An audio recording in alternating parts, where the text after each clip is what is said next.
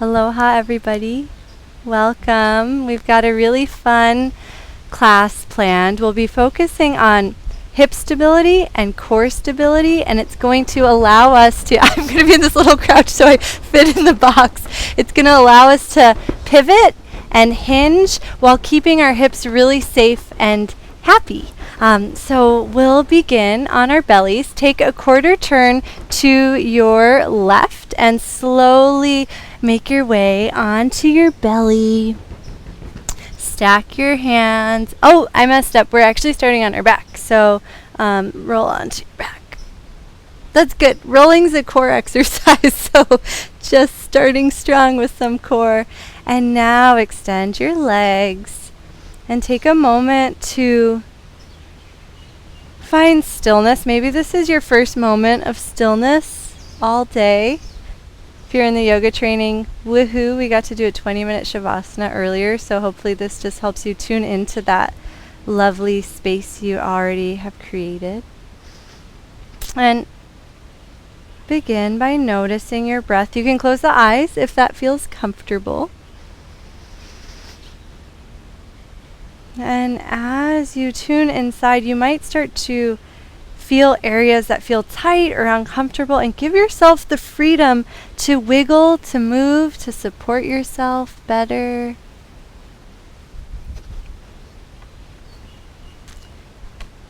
And float your awareness to the back of your pelvis, the sacrum, the flat bone that's making contact in the low back between the glutes. And trace your awareness up your spine. See if you can even visualize the shape of your spine. So there's a little curve away from the mat where the lumbar vertebra are, and then some pressure into the mat at the back of the heart where the thoracic vertebra are. Notice how the neck curves away, and then see if you can lengthen the base of the skull away from the pelvis so you get a little more space through the whole spine.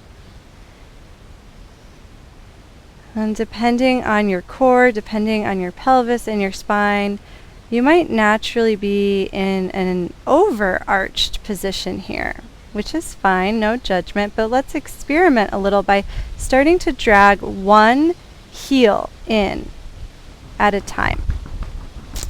And as you do this, try to feel the chain of muscles from the heel up to the back of the hip that start to engage, and then release one heel out at a time. You might feel the hamstrings awakening. They help pull down the base of the pelvis, which might start to create some extra length in the spine. The next time the feet are in, ever so gently press down into the feet to unweight the sacrum.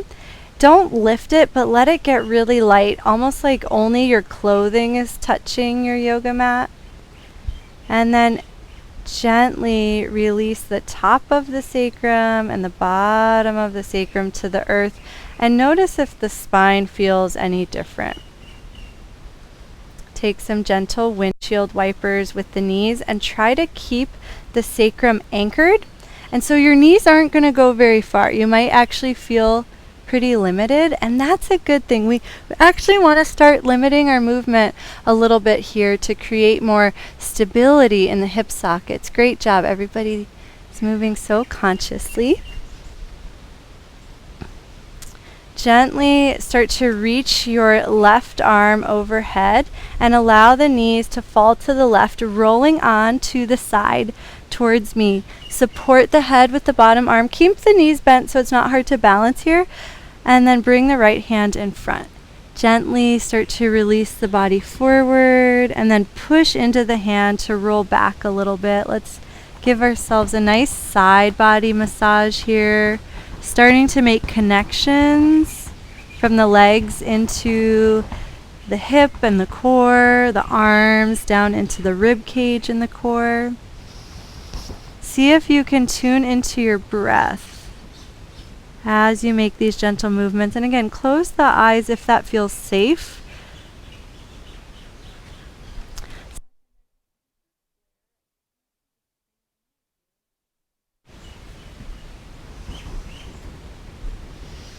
And imagine, I think I give this cue every time I teach this, imagine you're not totally solid.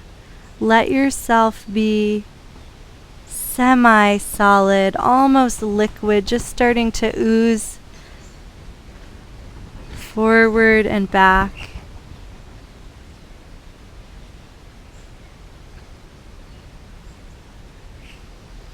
And then reach your right hand towards me. Slowly start to circle it overhead.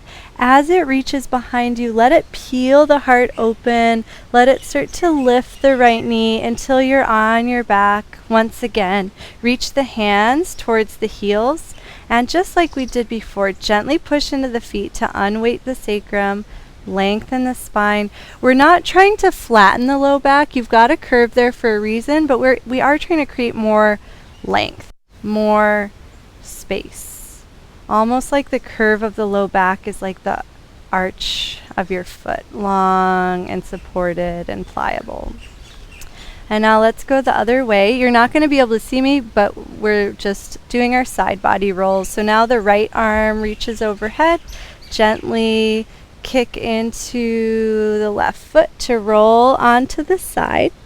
Stack the legs, little bend in the knees, left hand in front of you for support, and begin your gentle rocks. See how much you can relax here. See how much you can allow the body to release and be your friend. Aloha, Amanda. Welcome. So good to see you and your new sign.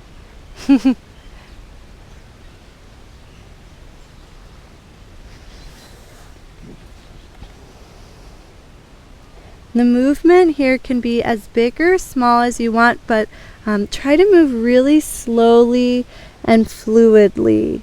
Like one part of the body doesn't end, it just continues. The back, the side, the front, they're all connected. The arm, the torso, the leg, they're all connected, moving together.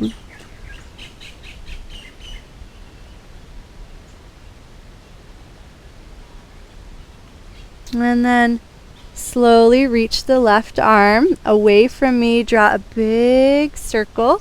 Let that arm pull the shoulder, pull the heart, pull the hip till you're back on your back. Reach the hands towards the hips. And one last time, unweight the sacrum. Gently float it down, resting it evenly on the ground. And then roll towards me just like you did before, but this time kick into the right heel, push into the right hand, floating up to Parvata Janu Shirshasana prep pose. Yay, you made it. Bend the right knee a little bit and push down into the right heel. Start to notice that same pathway that you found by dragging the heels in from the calf up to the hamstring down into the sit bone. And notice if that can help you sit upright a little bit more as you drag the heel in. We'll take a nice easy side bend, sweeping long through the left side body. And then two things are going to happen. Kick into the right heel and sweep the horizon with the arm as you float back up. Ah, that was so beautiful, Annapurna. I know you're a dancer. Do that a few times. Beautiful smile, Roseanne. Someday you guys will meet. I know it. Take a few more of these and see how effortless you can make it. And I forgot to tell you to start your music, so you can pause and hit play if it would help you get into these fluid movements. Just make sure your playlist is set to loop. The next time you're in the side bend, pause there and try to feel the left sit bone pulling down and allowing the rib cage and the arm to rise in unison, getting really strong through that left side. Keep it strong as you side bend. And just do that a couple more times with a little extra awareness on the side body. The side body connecting and anchoring down into the pelvis. The next time you float up, plant your left hand over to the side and take some little hops. waking up the arm. Press a little extra into the meaty part of the hand, the pinky side, and play with bringing the hand behind you a little bit to wake up the shoulder extra. And then the next time the hand comes down, gently push into the hand, push into the left knee, and allow the hips to reach up. Right hand floats. Do that a couple of times, letting that arm wake up. Ooh, actually it feels really good to go right back into the side bend. And then a nice sweep. Plant the hand and go right into the hip lift. Beautiful. Take your time here. Make sure you're breathing. There's no right or wrong of what breath to do. The next time you're up, pause there. Slowly start to lower the right hand, but we don't want any strain in the side body, so let the left knee point towards the left elbow, swiveling. And then hover the left knee just for a moment and do a couple of knee taps, letting them lift and lower, lift and lower. And then bring the right knee in, crawl back onto your mat. And then to go to the second side, we have a couple of fun transitions. So paw the hands forward, lift the knees, start to press the hips back like a little spring, and take a couple of little springs here. We're just warming up. The next time the hips start to spring forward, allow their left leg to step with them into a short lunge, and then rock the weight into the right hand and slide the right knee underneath you. Put the right hip down, kick the right leg forward. Beautiful. Grab on behind the left leg, and slowly recline. Take your time. Try to kick out through the left heel so you've got a little bit of counter tension here. The hand can slide down the thigh. Feel the work wrapping around the spine. And then kick out through left heel, setting it down. Arms overhead. Rest back at the beginning and notice the length of the spine. Notice how the pelvis has landed, if anything's starting to wake up here. And then we'll actually do a little bit of a different lying down sequence before we go into the second side. So begin by bending the left knee, bringing the sole of the left foot to the side like a laying down tree, and then gently drag the heel up the midline. It might not go very far, but just like you would do tree. And then drag the elbows down and feel the shoulders anchor into the core. Now start to flex the left foot, kick into the left heel, opposite motion, some resistance against your yoga mat as you extend the leg and reach the arms overhead. And let's do that a couple of times together now. So I call this cactus tree. You cactus your arms and you tree your leg, and then go back to the center, but kick the heel into the mat so you've got that resistance. The next time you're a cactus tree, check in with your spine. See if you can lengthen it a little bit and support yourself with the core. And then hover the left shin.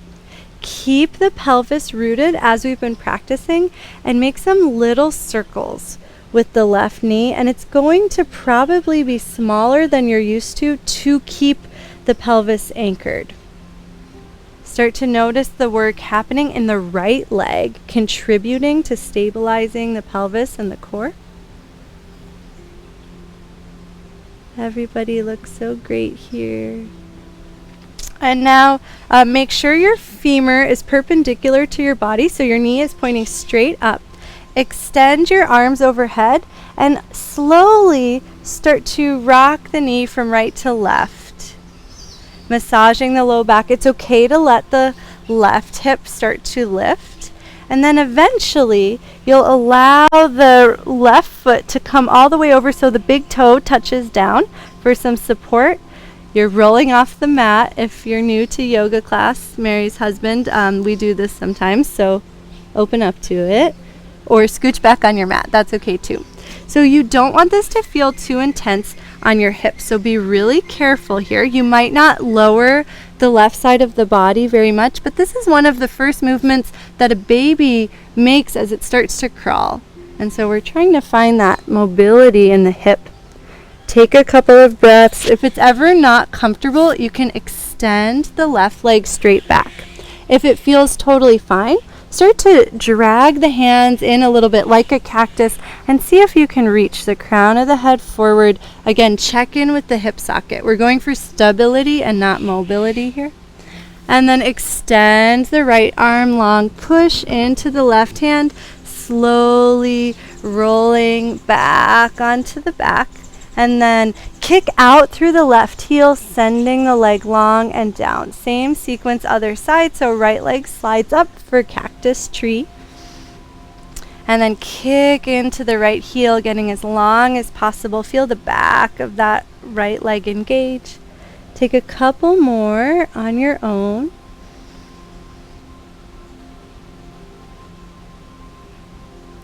The next time you're in Cactus Tree, pause there, anchor the pelvis, hover the right shin this time, and make some little circles with the right knee, only going as far as you can while keeping the left side of the pelvis anchored down. And so if it's really hard to move without the other hip lifting, that means this is a really great exercise for you. So be patient. Try to feel those deep core muscles engaging.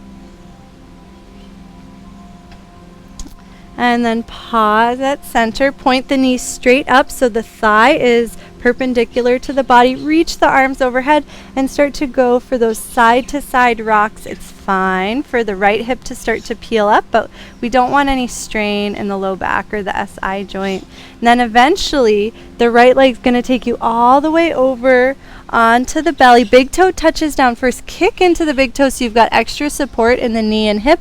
And then we meet on our belly away from me or away from the screen. Rest right here. Breathe. Keep pushing into the toes to stabilize the leg. And if you want to play with dragging the hands back and lengthening the spine forward, you can, but just make sure that doesn't cause any pressure in the low back. Take a couple of waves if you're playing with the spinal movement, and then extend the left arm. Slowly roll onto the left side. Bring both knees in, and let's just do some nice side to side rolling. The next time you roll onto the right side, kick the left leg out, push into the left hand, and now we're ready for Parvattajana Shirshasana on the other side. Take a moment to sit upright, bend the left knee a little bit, and pay attention to the left heel as you drag it in. Try to feel that sense of musculature supporting you, helping you sit upright. And then reach the right arm up for a side bend. Left hand can just rest. And then kick into the heel. It's going to send you up, and then we've got our horizon sweep with the arm. Just do this a few times on your own. If you would like to sync it with the breath, there's no right or wrong, but it might feel natural to exhale down and inhale to float.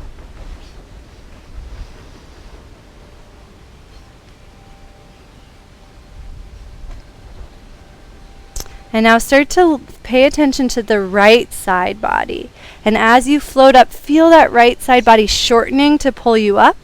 And then as you float back in, try to feel it evenly lengthening so it doesn't happen in just one place. It's everywhere from hip through neck.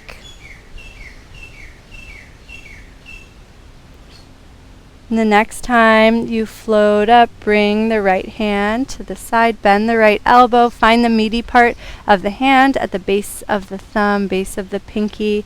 Get really springy, and if this is comfortable, you can play with moving where the hand lands. That's going to wake up different parts of the shoulder.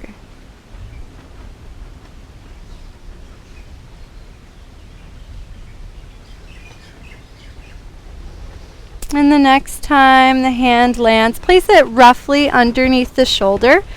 Start to push into the hand, push into the left heel. Let the hips start to lift. If you're off the mat and it's uncomfortable, you can scooch back for more padding. And then hips down, side bend. We'll flow through this a few times and notice how the right side of the body works as you lift your hips, And then that effort can start to release and lengthen on the side bend. If you want to sync this with your breath, I recommend exhaling on the lift because we want a little extra support from the core. The next time you lift, pause there and slowly lower left hand at the same time that the right knee points towards the right elbow. Bring the left knee in, paw your way back onto the mat, and actually keep pawing. Lift opposite hand and foot, and just march in place if you were a bear. This is what marching in place would be like. Or a puppy, or whatever you want to be. And come to center, tuck the toes under, and make some circles with the hips, just stretching the feet. We want to have a lot of awareness of our feet in class today. Our peak sequence will have to do with balancing. So let the light of your awareness start to shine down into the soles of the feet. And if it's comfortable, you can send the hips back a little bit more, helping them wake up. And then float to table. Lower the forearms and keep the rib cage and the pelvis neutral, so right where they are, as you extend the left leg straight back.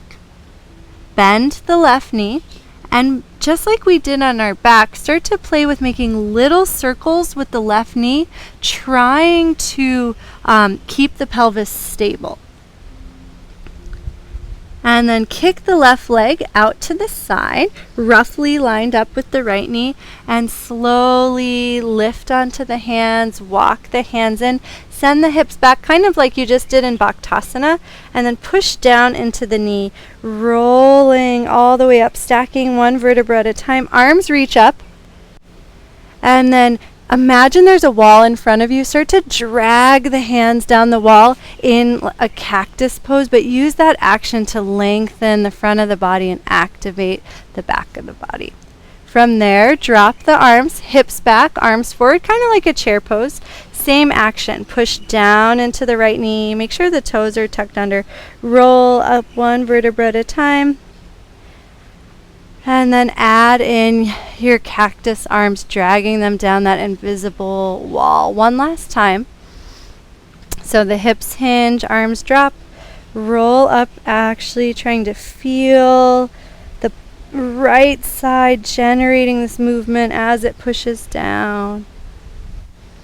And now at the top, pause, drop the left arm, push down into the right knee, and very slowly start to let the whole right side lengthen evenly. So the side of the thigh lengthens, the hip lifts a little bit. It's not just coming from the rib cage. And then push into the left foot to slowly come back up. And take a couple of these, really paying attention to the movement coming from the right knee pushing down. Right, this is going to be really essential when we get to our balance pose. We want the movement to come from the ground up. And the next time you're in Parigasana, pause there, take a couple of breaths. Option to exhale and lift the bottom arm. And then inhale, drop it, and repeat that if you're playing with it. And then arms to T, start to bend the left knee. And just like we did with our handsprings, start to bounce onto the right knee and see if you can balance. It's really hard. It's harder than balancing on your foot. So have fun with it. Let the left toes touch down, but play with it. Maybe you find a sweet spot, you can stay there. Try to feel the muscles in the hips that are working to stabilize you. Reaching the arms to T, pushing down into the right knee is going to help. And then set the left foot down in a short lunge. If that was intense on your knee, you can grab a blanket because we will be doing it on the second side soon. I'm sorry I didn't offer that first. So now push the right hand down inside of underneath the right shoulder. You can reach the right knee back a little bit if you need some more space, and then push left hand into left thigh and try to feel how the left side of the body engages. Do you guys feel that? You get nice oblique action. Take a breath into it. And then something from last week we'll play with simultaneous action. The left hand's going to drop the same time that the leg pushes back. And then come back a couple of times and play with that and try to notice how smooth you can make it. The more the arm and leg work together, the more you can control that movement and not just drop into it. If that feels really good, you can do one more with the back knee lifted and make your way into a plank. We can, if you're in table, lift the knees. We'll all meet in plank. Take a breath.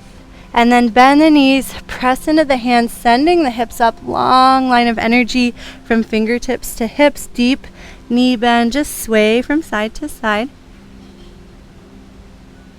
And then set the knees down, press the hips back to the heels, toes are tucked under. Start to push down into the toes. Notice how that activates the muscles in the legs, and draw that energy up through the spine, slowly starting to round forward into cat pose. And then gently pull the hands back, just bringing the spine to neutral. Don't worry about a back bend for now.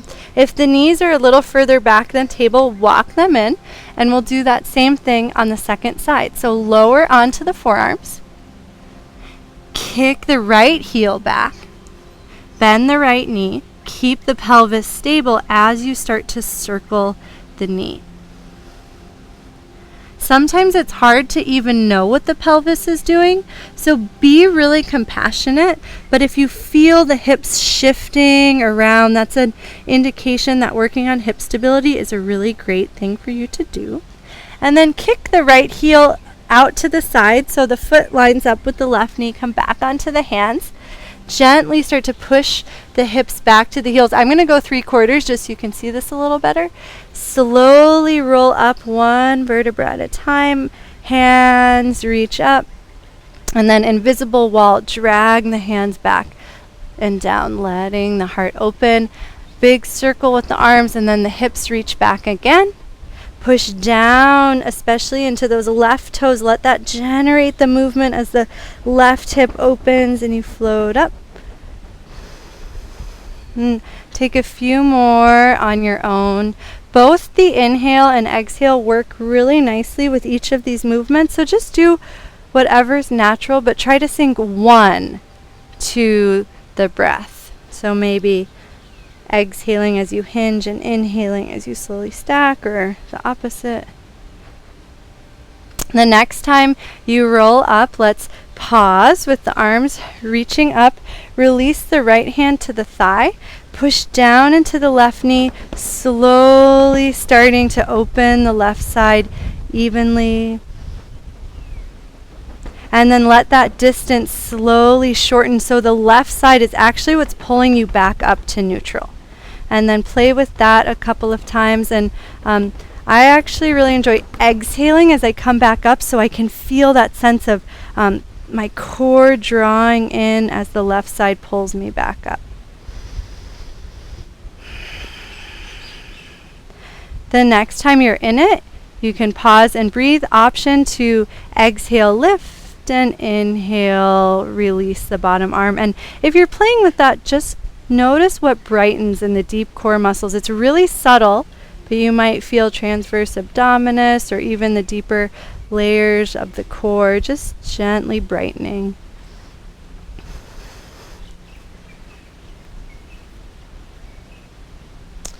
And then reach the arms to T. Now we balance on the other knee, so you might need a blanket here. Start to bounce the right foot and make little bounces that unweight that leg completely, so you're shifting all your weight into the left knee, but then the foot sets back down and you don't have to be too accountable for what happens. Maybe you find a moment. Nice. And then eventually the right foot is going to make it in front of you for a short lunge.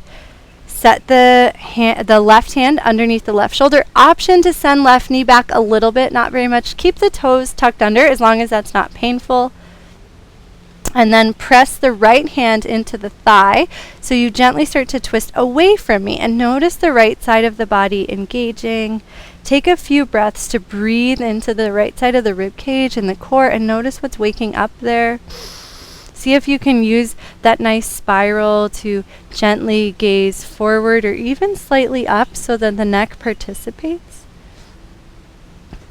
And our anti-rotational movement, keep the right side of the body engaged.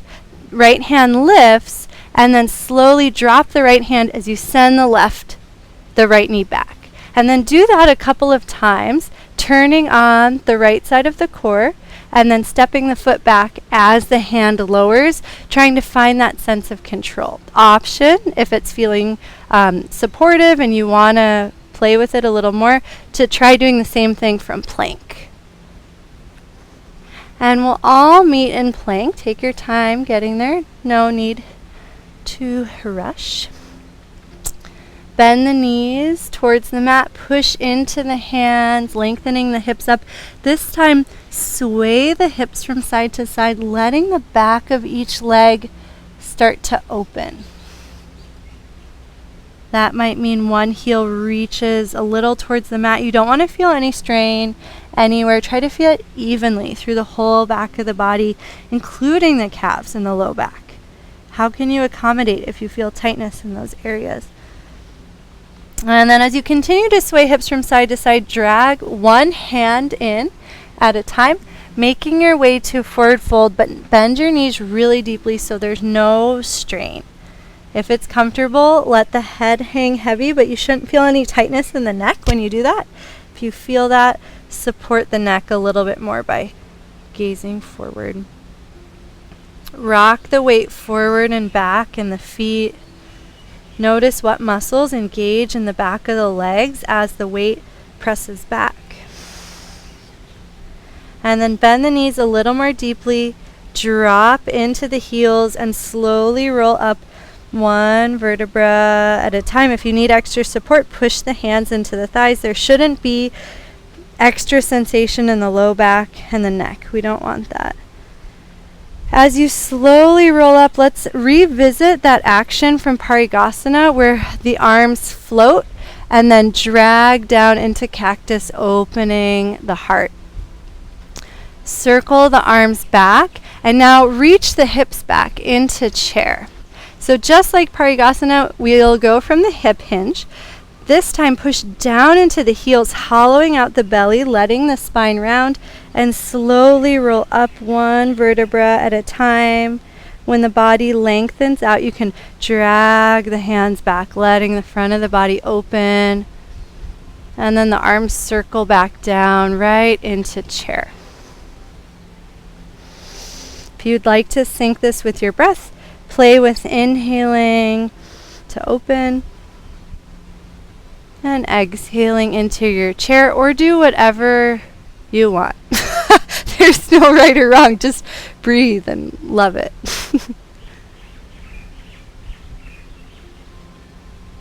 Last one.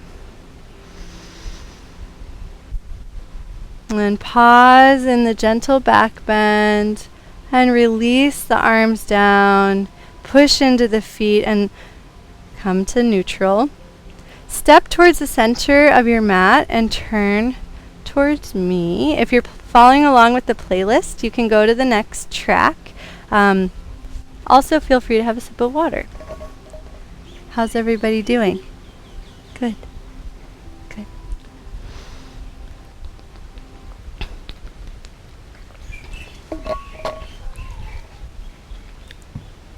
Okay, we're going to wake up the feet a little bit extra.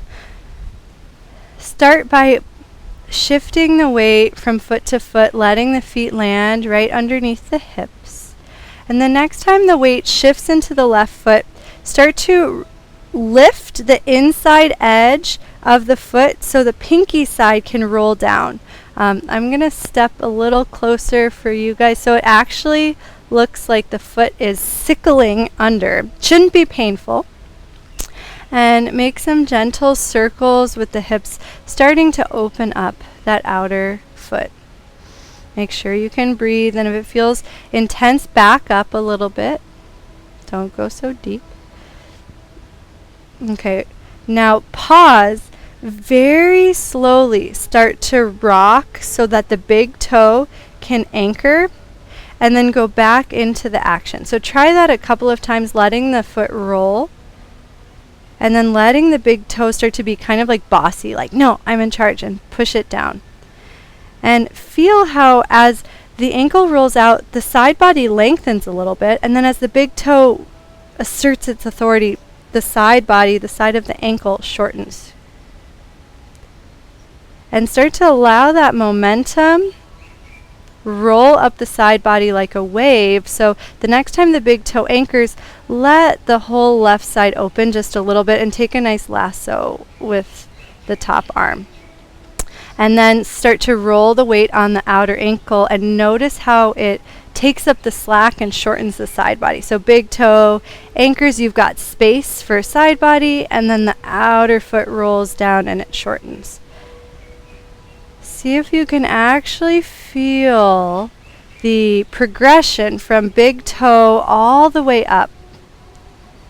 And each time the big toe anchors, see if you can keep the outer edge of the foot suctioned down, almost like your whole foot is a suction cup, where the whole outer edge is suctioning down and the whole inside is lifting up into your deep core. The next time you go into the side bend, bend the right knee a little bit so you've got more space, and take one extra lasso here. And then slowly shift the weight into the left foot. Anchor the left big toe down. Gently tone the glute or externally rotate the hip. It's really minimal, just like 5 degrees of effort, 5% of effort. Feel that suction cup of the left foot and play with hovering the right foot. Reach the arms down to a T, draw some circles with that ankle, and let all of your awareness drop down into that left foot and ankle. And you guys are totally rocking this, so let's experiment just a little bit. I'm turning, you don't have to. Slowly start to send the heel back just a little bit and notice how it tips you forward slightly. And then come back to center and take a few of those tips and try to keep literally everything in the torso and the right leg stationary, and let all the movement come from the left hip, having a lot of control, right? No compression. If you ever need to take a break, go for it. Keep feeling that suction cup of the left foot. Maybe you can even feel the muscular energy rising up the inner leg line all the way to the pelvic floor. The next time you're upward, pause. Gently set down the right foot. Make any adjustments so the feet are comfortable underneath you, and then just breathe. Notice the warmth in the left side of the body. If you want to make any gentle therapeutic movements like swaying or circling the shoulders, you can. And then we'll do the same thing on the other side, starting with rolling onto the outer edge of the right foot now.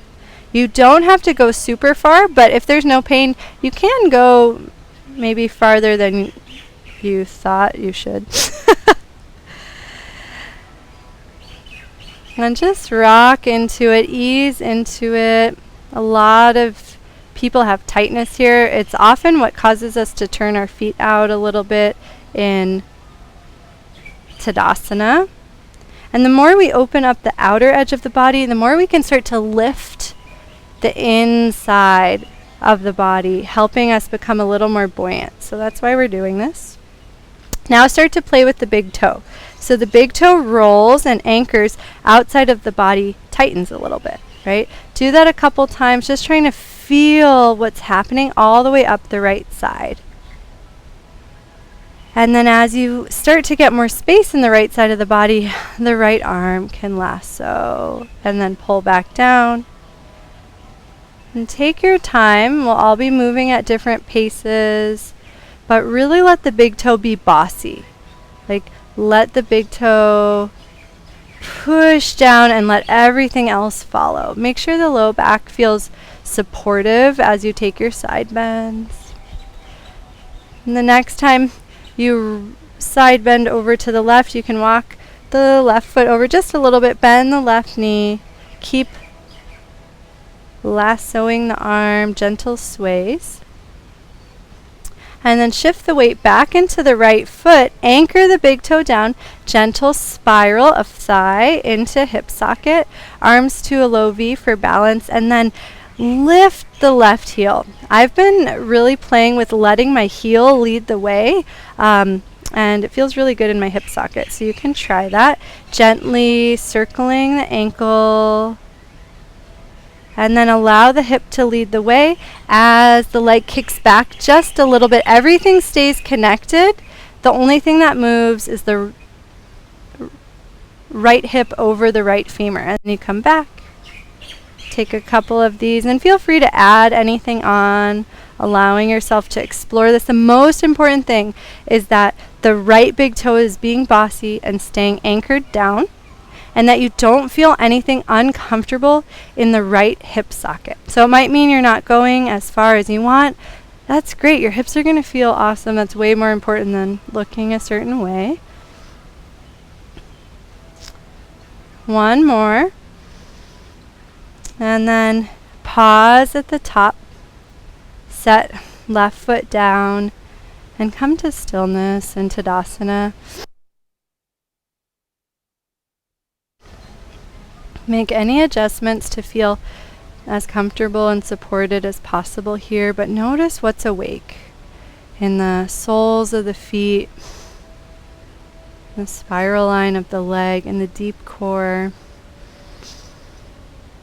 And before we do our first standing sequence, well, our next standing sequence, I guess, we're just going to go over a very short walk, not as long as usual. Just take a few steps.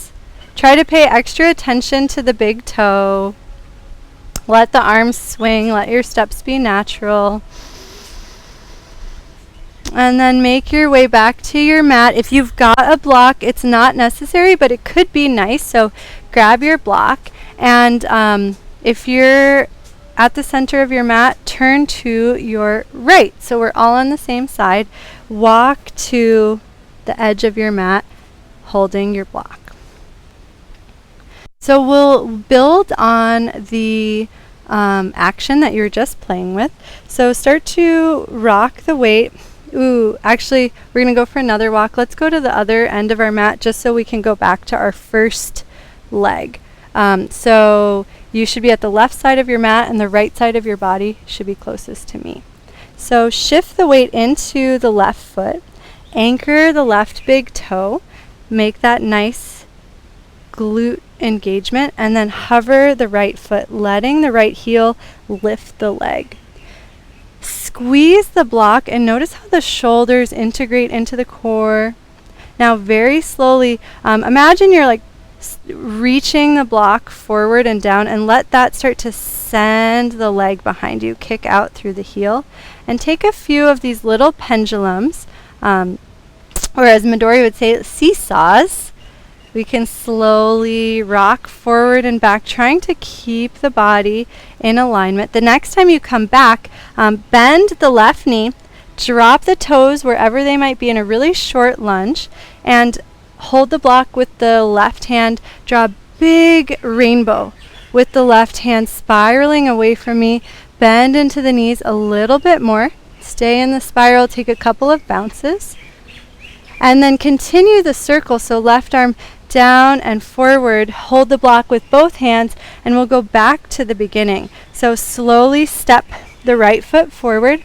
Pause in Tadasana. We'll be doing this 3 times, so don't overdo it. If you're feeling like, whoa, that was a lot, move slower, don't go as far, make sure you're breathing. Rock the weight into the left foot. Hover the right knee. Slow pendulum.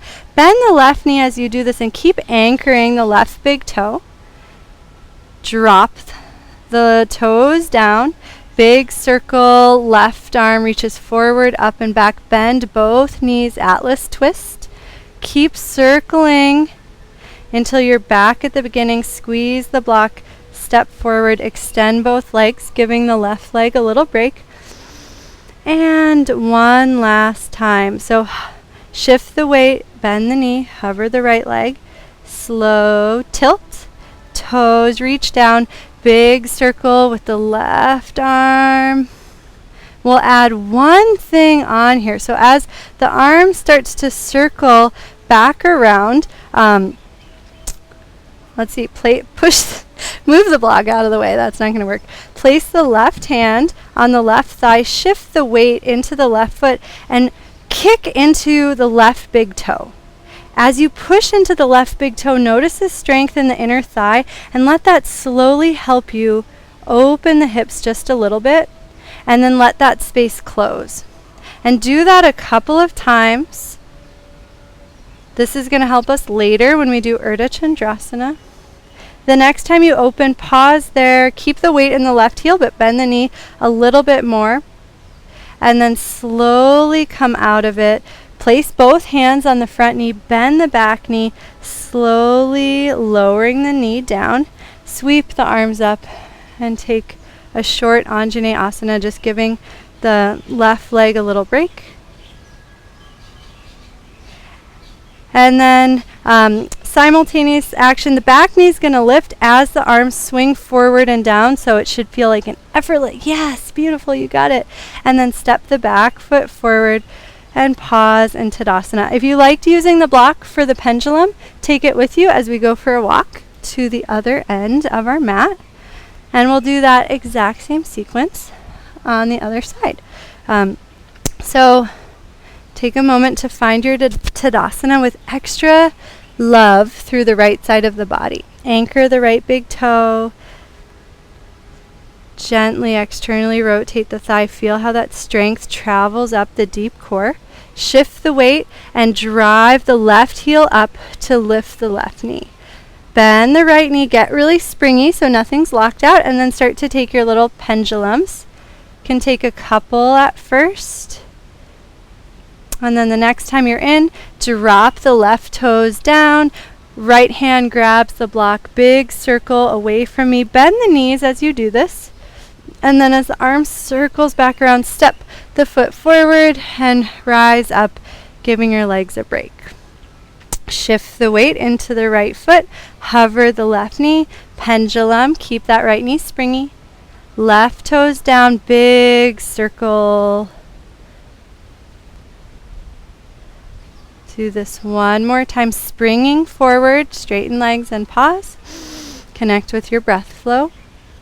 And then shift the weight into the right foot, knee lifts, pendulum, toes down, big spiral away from me. And now we add on, so you can release the block, right hand to thigh, shift the weight into the right foot, unweighting the left leg but keeping the toes down. Most important thing for today's class, anchor into the right big toe. Slowly use that energy to tone the right glute. Let the left glute start to activate so the back of the body is really strong. Opening you up. The left hand can open. Go back to where you came from and just try it one more time.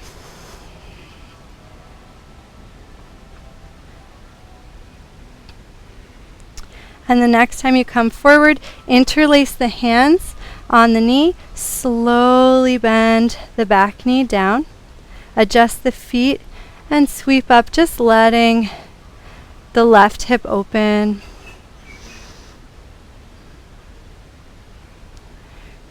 Release the hands down. Step the right leg back. Walk the legs back, and we'll just give ourselves a little break because we've got one more standing sequence and we want to allow our body to memorize everything you just did. So elbows wide, stack hands, forehead, rest, breathe. See if you can relax here.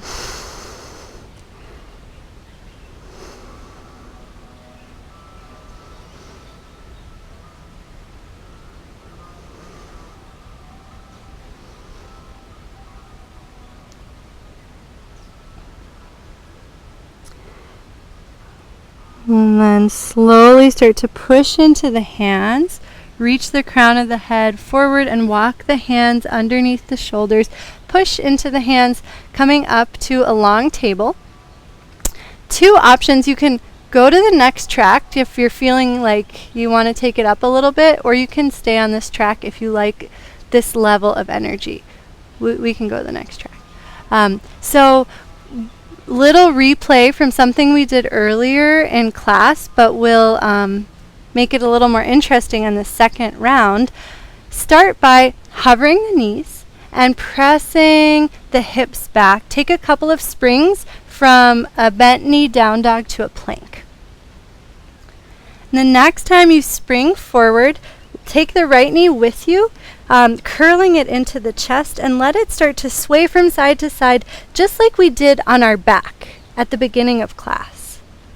The next time it sways to the left, place the shin down, gently release the hips, and go right into that side bend from earlier. Be sure to bend the knee.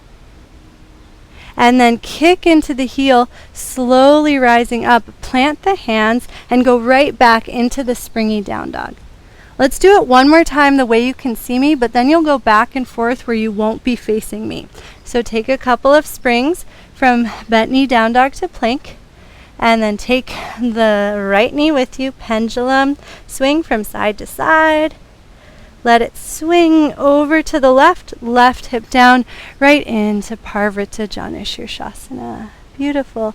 Kick into the left heel, and now we'll go to the other side. So it starts with the bent knee down dog, and then as you press forward into plank, take the left knee with you and pendulum swing from side to side. And then as the shin comes over to the right, set the hip down, open away from me into Parvrata Janushirsasana, and then kick into the heel, slowly coming back up. Plant the hands, push back into the bent knee, down dog. If that was a lot and you don't want to move that quickly, you can take your time at each side. Otherwise, this is a great way to warm the core. So we'll go right knee pendulum swing right into Parvrata Janu. This is a great place to hang out if you don't want to keep flowing through this. And I'll tell you when to go to the other side. We're going to do 3 more. So 2 more with the left knee forward and 1 last one on the other side. So now the left knee comes forward, pendulum swing. And try to feel the muscles that are engaging on the side body as the knee bends and as you rotate from side to side. Are you okay? So one last one, or go to the other side and hang out with the left knee forward.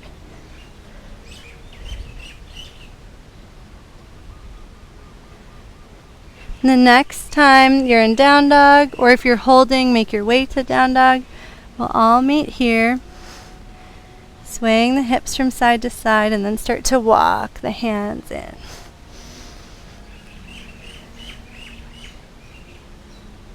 Bend the knees deeply, drop the weight into the heels slowly, roll up with the support of your core. You can always add the hands in. And when you make it to the top, walk to the other end of the mat. Very similar sequence from before. We'll do it one time the same, and then we'll add on. You don't need the block this time. Unless you love it, then you have to figure it out yourself. Shift the weight over to the right foot. Slowly drive the left heel up, and then take your pendulum swing, nice buoyant right knee. Kick the foot behind you, reach the arms forward. This time, if you want to go a little deeper, you can extend the leg any amount that feels good. Touch the toes down. Big circle with the right arm forward, up, and back, twisting into the right leg. Let that circle continue. Rest the right hand on the right leg, and now slowly start to push into the right big toe, and notice how that allows your whole body to start to open. So the option is going to be to do this floating on one leg. But first let's do it on the other side. So reach your hands over the right foot and then sweep them over to the left, changing legs.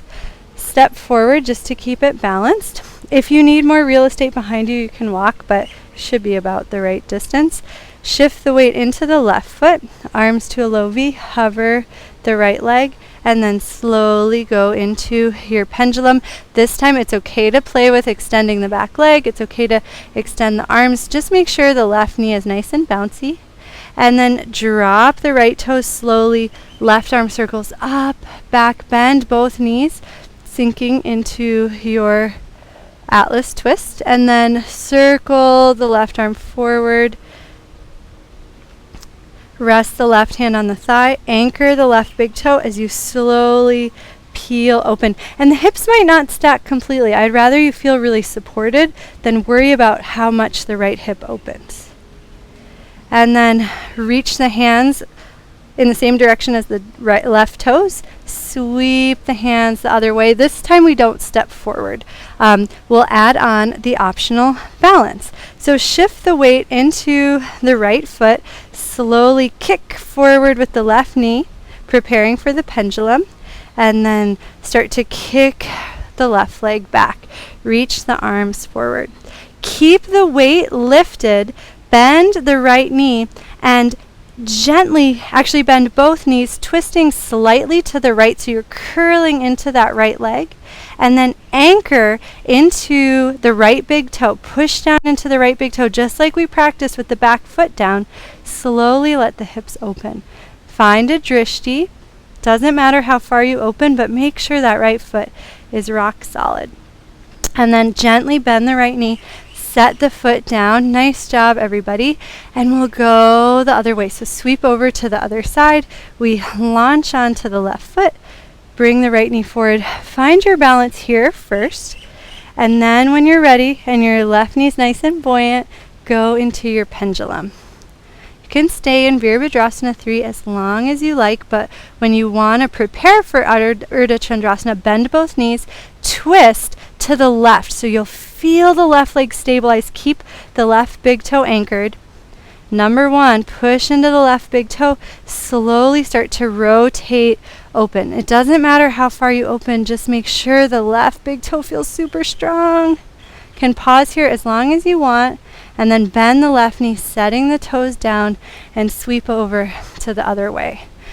We'll do this a couple more times, and I'll talk you through it, but now if you know the sequence, you can start to flow through it. You can add anything you want. You can subtract anything. You can watch me and stay right where I am.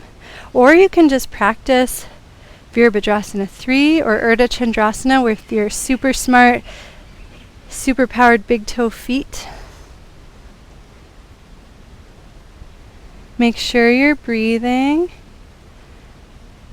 And give yourself permission to pause anywhere that feels interesting. Try to keep all the limbs bent. Keep the big toe anchored. The more the knees bend, the more supported and supple you'll be here.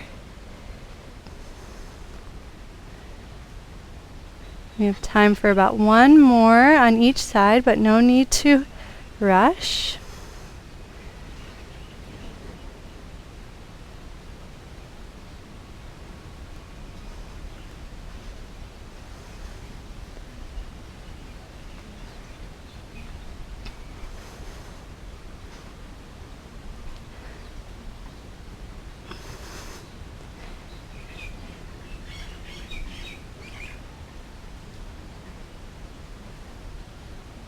After you do your left side, you should be balanced.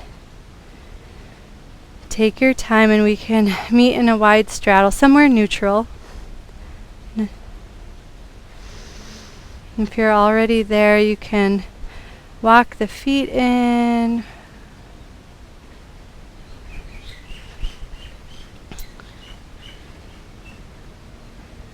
Make your way to Tadasana. And after all of that spiraling, from the floor sequence with the bent knee down dog to the big balancing sequence, sometimes you can even feel like those energetic pathways continuing to spiral around you. Just close the eyes for a moment and breathe.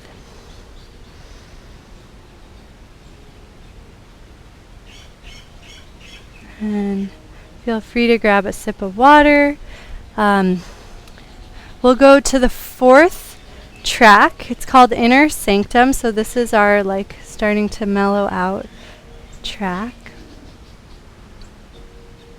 How did the Ardha Chandrasanas go? We have some excited people here. Anyone excited online? Yeah, we got some thumbs up. Yes, okay. The big toe is magical. Yes, I'm going to make a shirt, but only you guys will know what it means. Okay. So we're making our way towards the earth, but we don't want to rush to get there.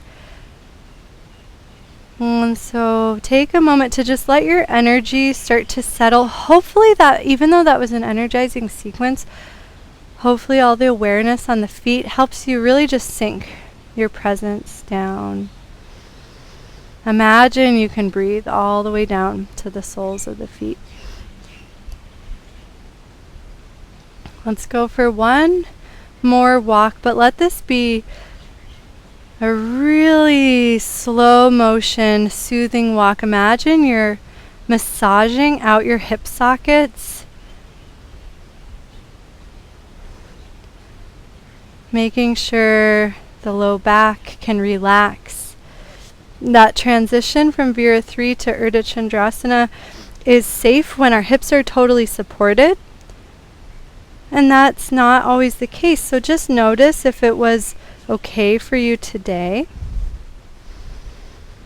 Make sure to honor yourself in the future as well. We did a lot to prepare. Make your way back to your mat. And close the eyes for the last couple of steps. We'll all meet at the top of the mat. At this point, I think it's okay whatever way you're facing. And bend the knees and allow the body to start to melt. Bring your hands onto your thighs so your core doesn't have to work too hard here. And push into the big toe. Push into the heel. Slowly start to roll up like we did before, but let this be 5 times as slow.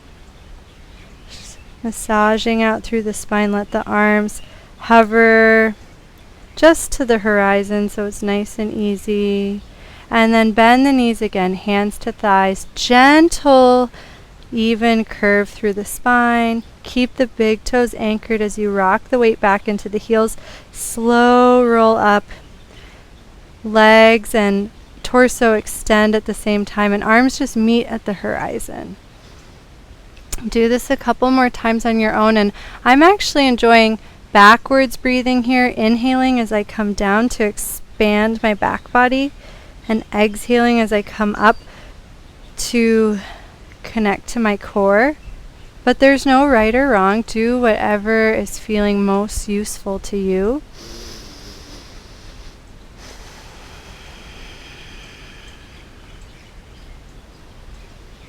And the next time everything releases forward, bend the knees a little deeper. Give your quads a little massage. Give your hamstrings a little massage. And let the hands start to squeeze all the way down. Calves, Achilles, maybe even your feet, as long as that doesn't make you feel funny. Plant the hands and gently lower one knee at a time. Pause and table. Imagine your spine like a jump rope. Sway to the side as you arch and then round to the other side. You don't have to go very dramatically here. Just let that swaying take you through cat and cow and side bends all at the same time. Go the opposite direction.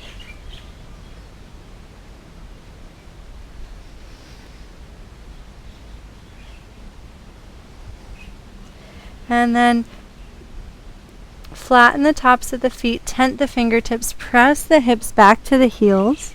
Melt the forehead for a moment, and you can either enjoy stillness or push into one hand at a time to gently massage the forehead, to gently sway side to side, activating the side core in a much softer way than earlier. Drop the hips towards the heels. With or without the help of the hands, roll up one vertebra at a time. We'll meet seated on the heels. And then we're all facing different ways. So shift the hips away from me and slowly rotate so you're facing me. Extend one leg at a time and bend each knee one at a time, kind of like we did in Parvrata Janu Shirshasana, just making sure there's no hyperextension in the leg. And start to walk the hands over the right leg and gently sway. Make sure the hip sockets have enough space. There's no pressure in the front of the hip socket. If there is, walk the hands up, bend the knees a little bit more, and then drag the hands back as you lengthen the low abdominals forward. And then kick into the right heel, rising up. Let the arms float to a T, and then go the other way. Imagine breathing down into the leg, into the hip socket.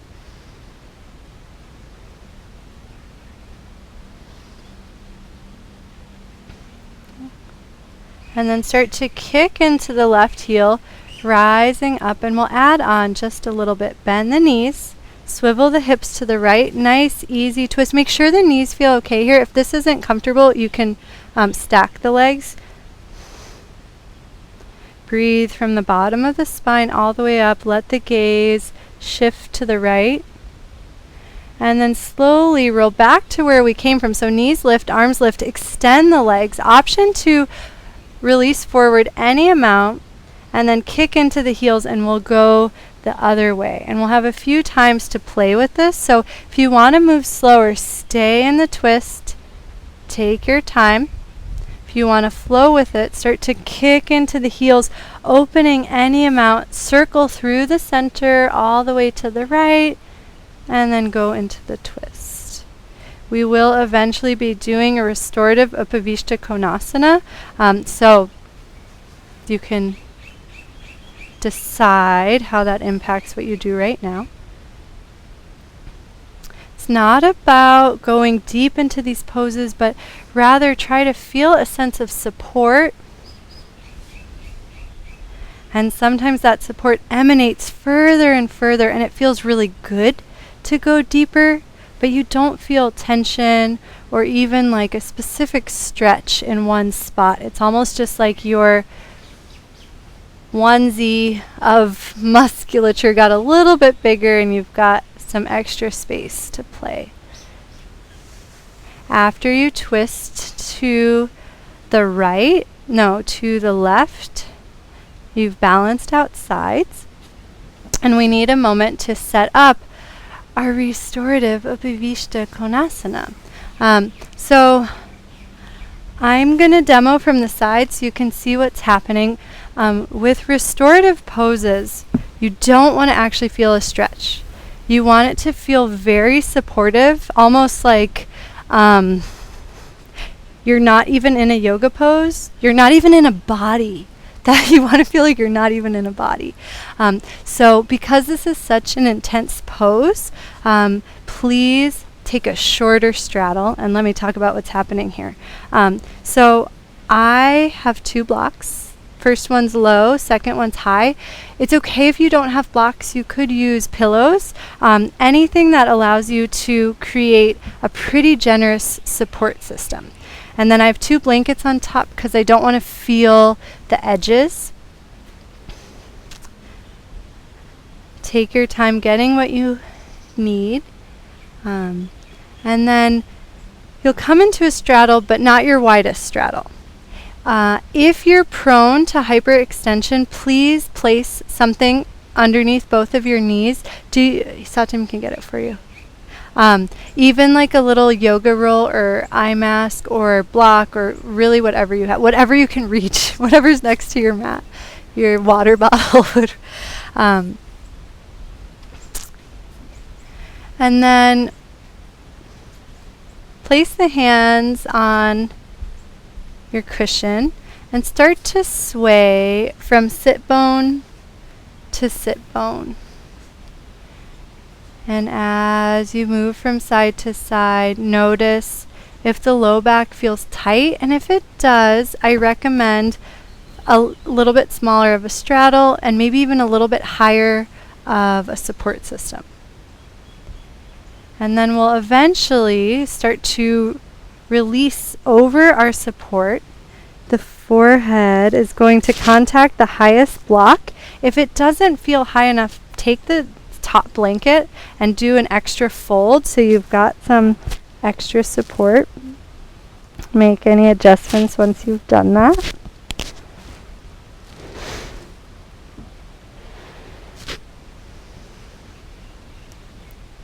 And don't be shy in terms of finding something that's comfortable. It's worth it to take your time. You do want some support on the low belly, so you can push that block a little closer towards the groin so your abdominals are supported. And then the hands, you've got a couple of options. I like palms face up next to the block underneath my head, but make sure there's no strain in the shoulders or the elbows.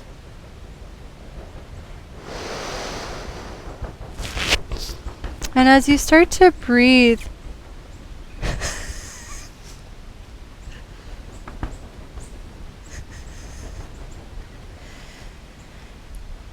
remember the exercise at the very beginning of class of just lengthening the spine from the base all the way to the skull. Tuck the chin and let the spine get as long as is comfortable, and you might even have to adjust your cushions as you do that.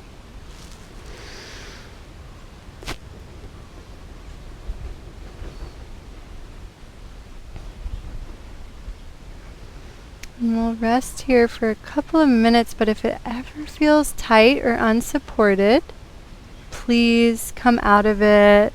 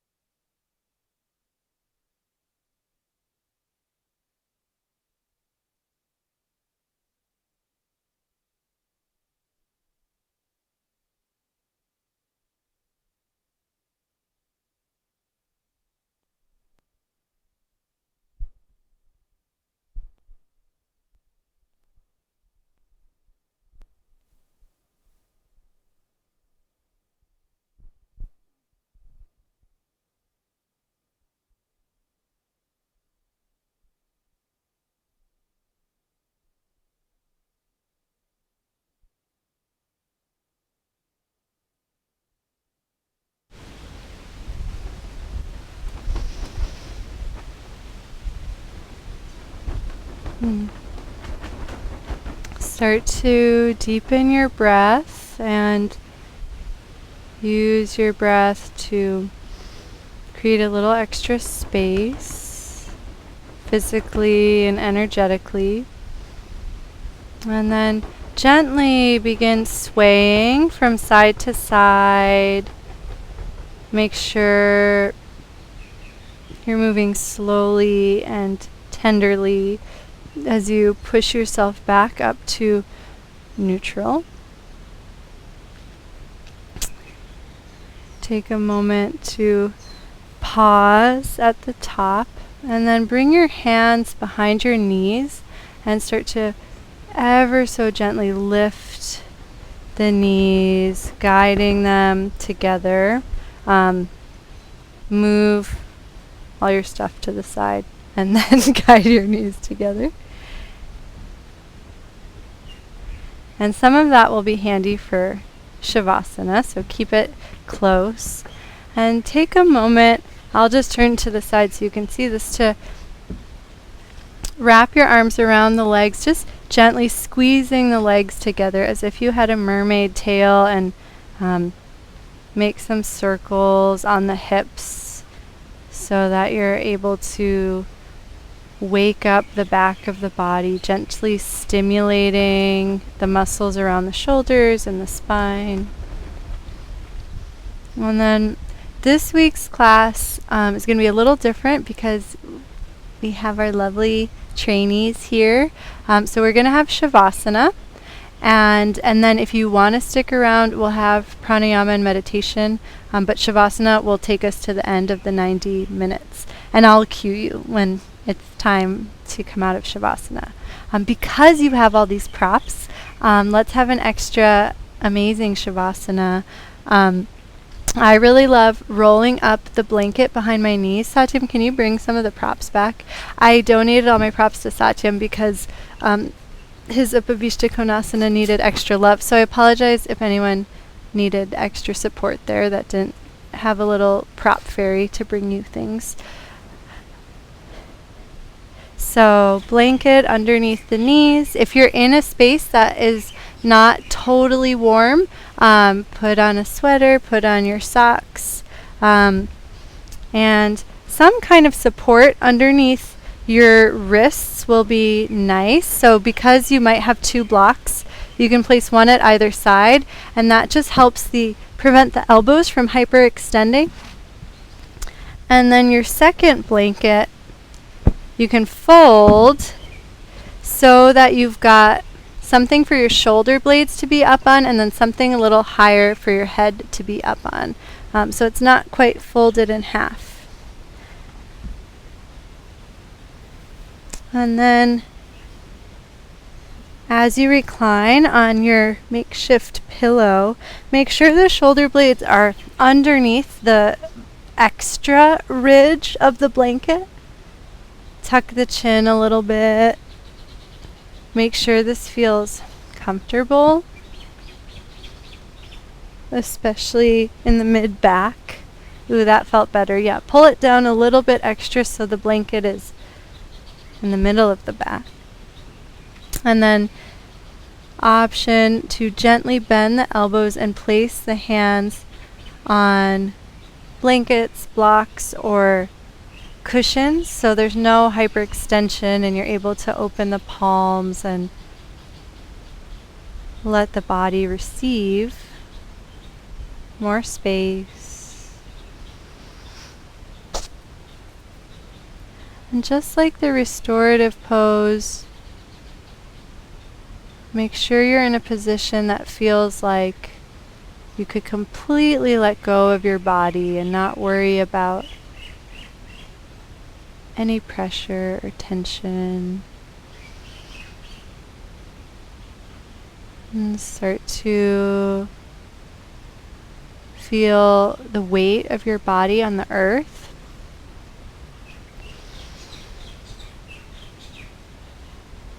And then release any sense of having to do anything.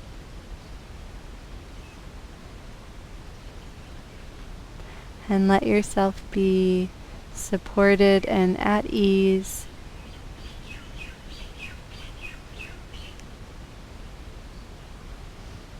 And we'll rest here for the next several minutes.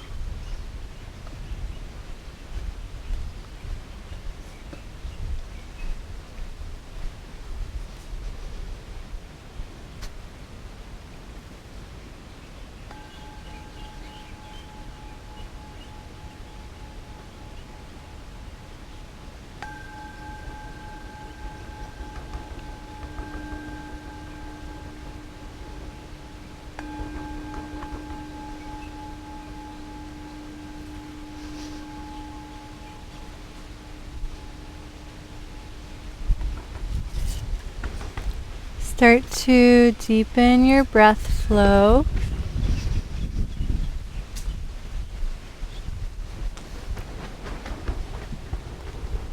Make any gentle movements, starting maybe with the fingers and the toes, whatever feels right to you.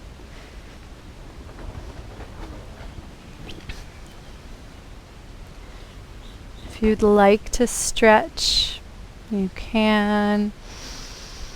And eventually make your way onto one side, and try not to rush, but try to experience each new position.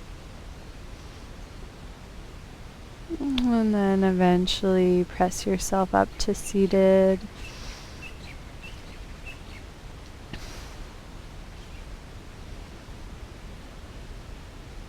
And bring hands to heart center and just notice what it feels like to be in your body.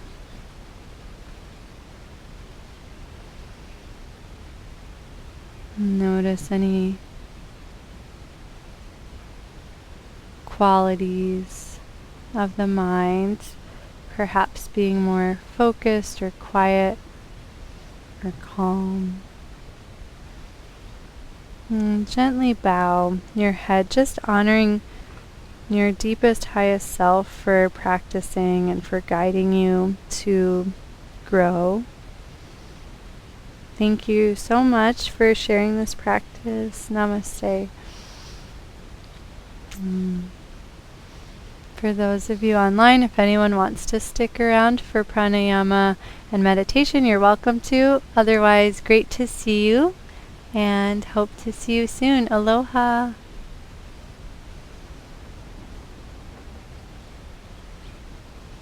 So, are you guys okay without a break? Does anyone need to run to the restroom? Anything? Okay. So take a moment to get really comfortable. Imagine that this meditation practice, do you know that my forehead's cut off? Okay. Is a restorative yoga pose, right? What would it take to support your hips and feel really taken care of, really comfortable, so that the body can soften and you can go into these deeper layers of the prana. And we'll be practicing Puraka and Rechaka pranayama. This is when we consciously extend the inhale and we consciously extend the exhale. And this will help us really tune into the unique qualities of the breath. We'll really be focusing on the exhale as we slow down and release, and that will prepare us for the Hamsa practice. So once you've found a comfortable way to sit, start to notice the breath and try breathing through the nose if that's available. And the first part of the practice is balancing the inhale and the exhale. So as you inhale, start to count up, maybe to 4 or 5 or whatever feels right for you. And as you exhale, start to count down from that same number, so it's the same length.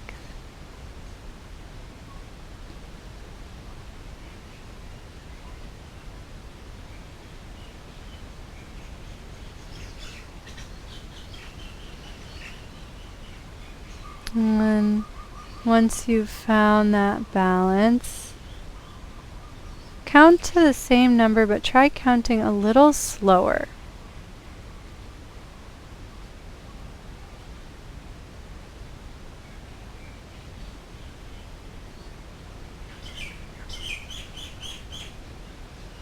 Perhaps there's even a little bit of space between each breath.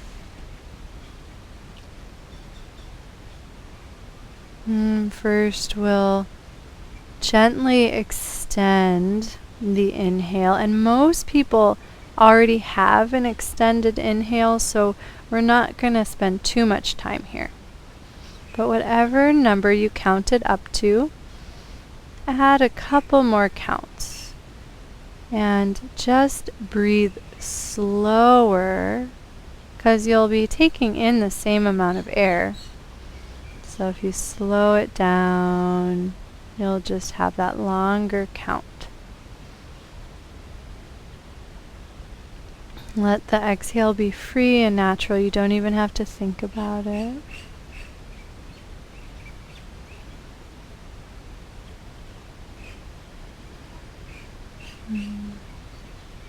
With the emphasized inhale, maybe you can feel the action of the diaphragm pushing down, making space in the lungs to draw in air or receive air. Maybe you can even feel that quality of receiving. The way the breath scientifically works is we create a vacuum and then the air is sucked in. So we create the space, but the air is what enters us. We can't make it come. We can't bring it in. So feel yourself creating the space. And notice how the oxygen and prana, they just arrive the exact same instant.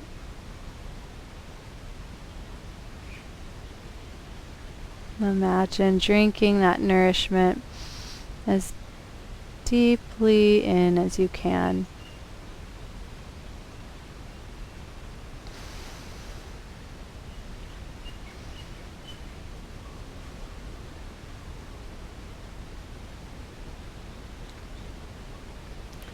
And then release the effort and see if you can come back to that balanced inhale and exhale. Option to count if that was helpful, or if you can just feel it, that's fine too.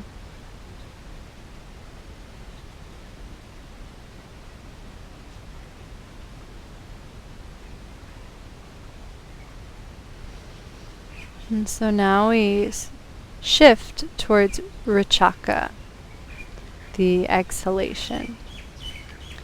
And sometimes this is a little more challenging for people, so be very compassionate with yourself, but also know that if it's challenging, it's even more essential to start to give yourself this space. And so whatever number you were using before, add a couple of counts as you exhale. And then don't even think about the inhale. It will always come. And then come back to that slow, smooth, drawn out exhale.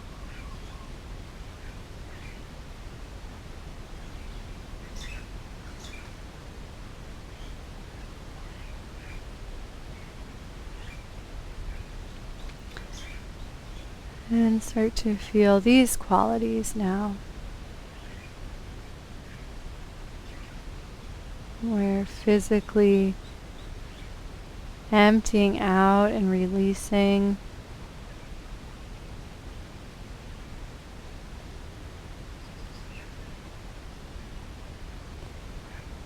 And try to keep your focus inside, even though the breath is exiting. Be more interested in the experience of letting it go.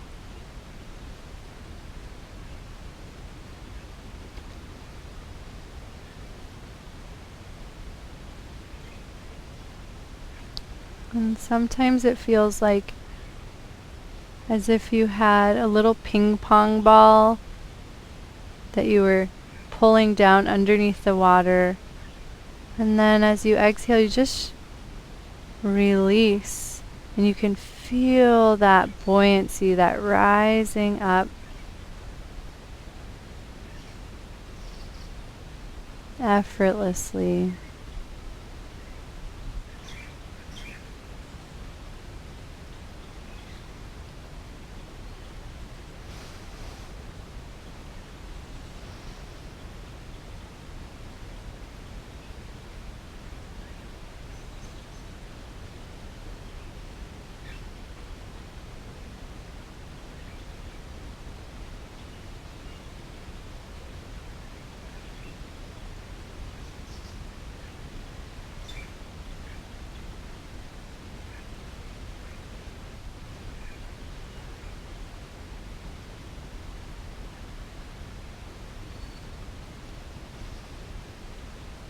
And the more you focus on the qualities of the exhale,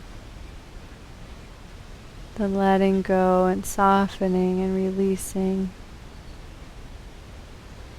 imagine all of that happening with the thoughts and the fears, the planning, even the energetic tightness inside that we don't know where it comes from. Just imagine all of this rising up and out, and feel that still point, the bottom of the exhale when you've let go completely. Notice any sense of weightlessness. And let yourself be there gently until the inhale arrives.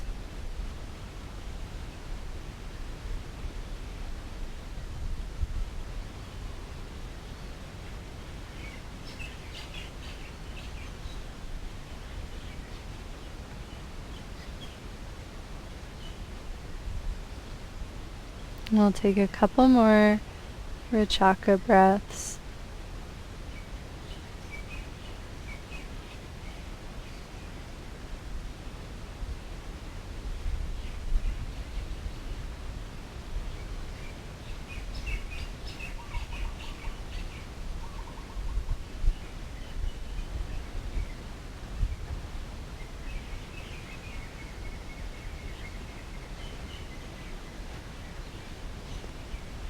And then as you release control of the breath, see if you can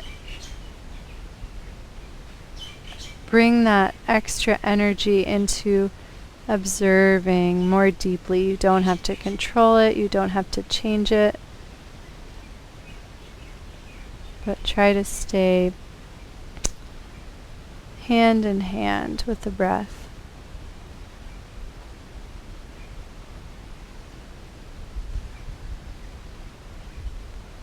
And now we can shift to our mantra meditation, and so attach hum to each inhale, sa to each exhale.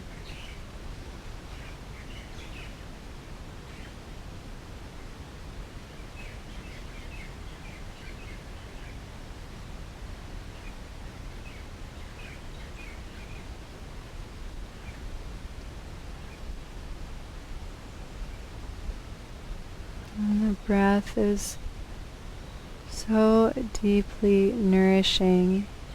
It is our link to pure consciousness. And so imagine the more closely you can pay attention to the breath, the closer you can get to your inner self. And the mantra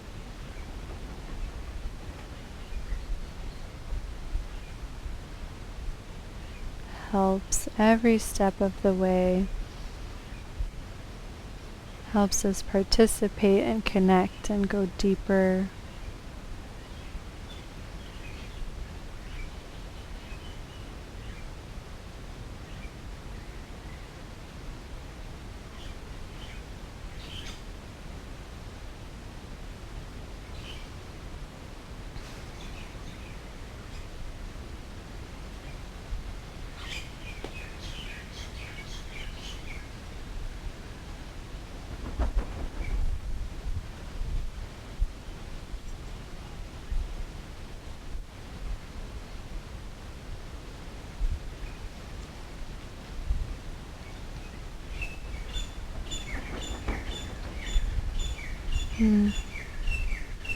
As the body remains still and the mind calms and the heart rate slows, you might find yourself effortlessly resting at the bottom of the exhale. You don't have to force it, especially if it's not comfortable. But if you notice that, sink into that sense of emptiness or weightlessness.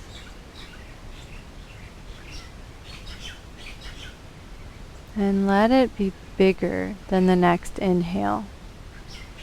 And so even though you can't stay there, the inhale doesn't have to take over. You can still feel that vast possibility.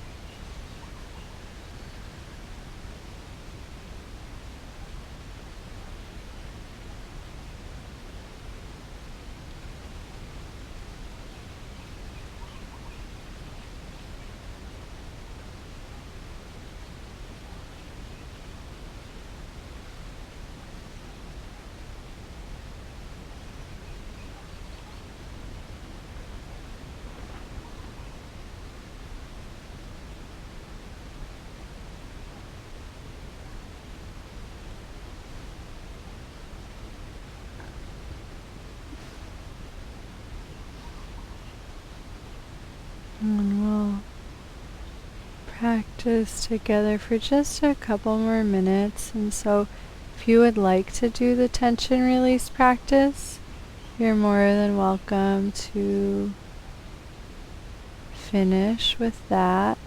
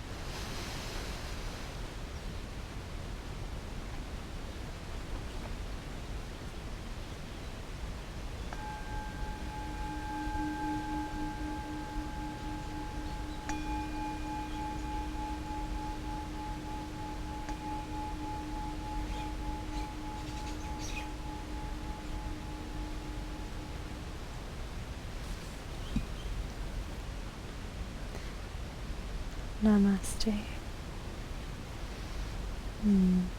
Thanks for sticking around, Roseanne.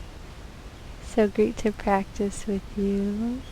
And I ended a few minutes early because I wanted to see if there are any questions about class after talking about sequencing, getting to see a whole class. We're not going to be together again until Thursdays, in which case, I feel like we'll all have forgotten what happened in class.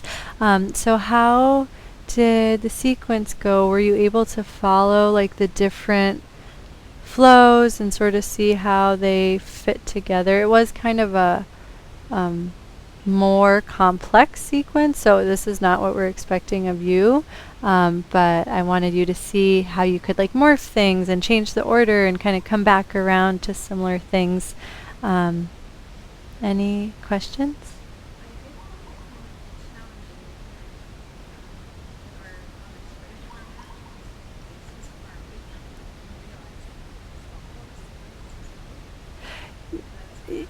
Yeah.